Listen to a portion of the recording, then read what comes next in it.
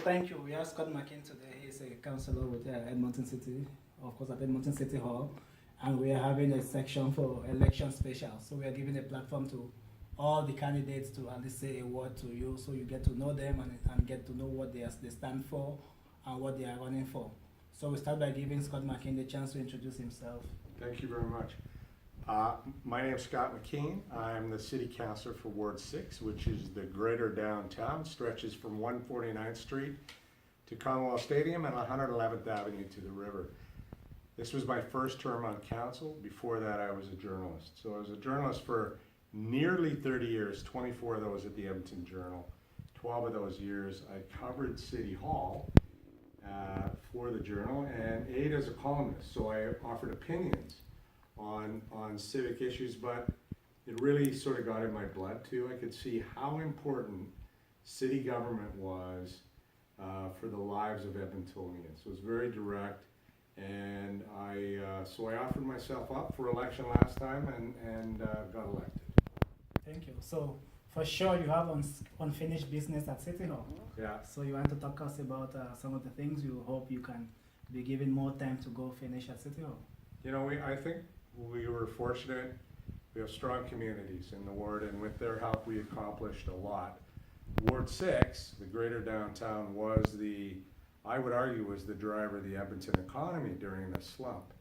And we've seen a lot of growth, residential growth downtown, a lot of construction and reconstruction even in the neighborhoods, streets and sidewalk stuff. So that really helped buffer the economy.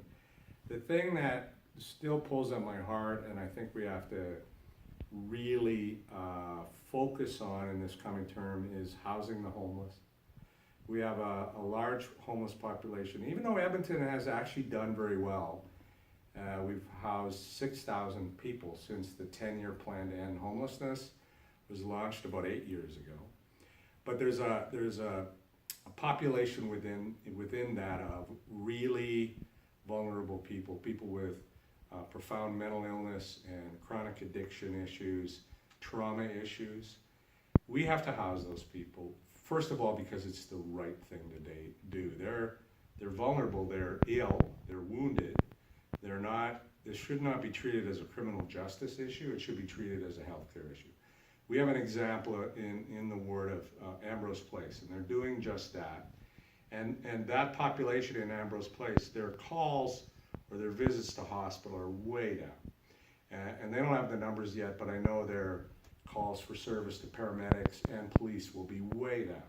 My argument to the community is, let's do this for the sake of those people's lives, bring dignity to them.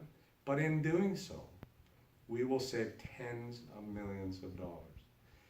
There are communities in Ward 6 that are particularly impacted by homelessness, all the side effects. And if we can do this right, we'll save that money, we'll bring dignity to those wounded people's lives, and the communities in Ward 6 that are affected by this will pop. Chinatown, Little Italy, downtown even, or parts of it are affected by homelessness. We will create a much more dynamic, lively place where people from bedroom communities and from the suburbs will want to visit.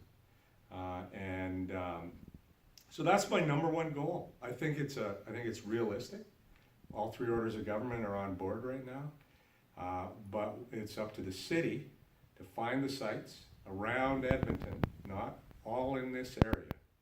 We have to disperse the solutions to the rest of the city, and I think we can do that, and in doing that, I think we will imagine that we could effectively end homelessness.